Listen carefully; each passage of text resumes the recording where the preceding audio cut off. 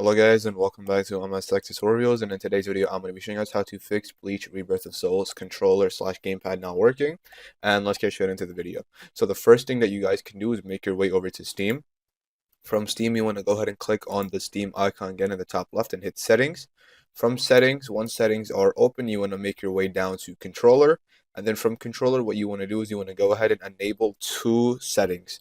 You want to go ahead and enable Steam input for Xbox controllers, and then you want to also do enable Steam input for generic controllers. And where it says no controllers detected, you have to make sure it says your controller. And if it does not, that means your controller has not been connected. And what you can do is just simply, just disconnect your controller. If it says it's connected to Bluetooth, whatever, disconnect it and then connect it back. But I recommend using a wired, if you especially with like PlayStation, I recommend using wired. I feel like it's better, but up to you. Again, anything works. Just connect your controller and then disconnect it, and then that should help fix the issue as well. Or disconnect your controller and then connect it again. But other than that, that should be it for the video. You can always try restarting your PC as well, and that is it for the video. So thank you guys for watching. Make sure to give the video a thumbs up, subscribe to the channel, and have a great day.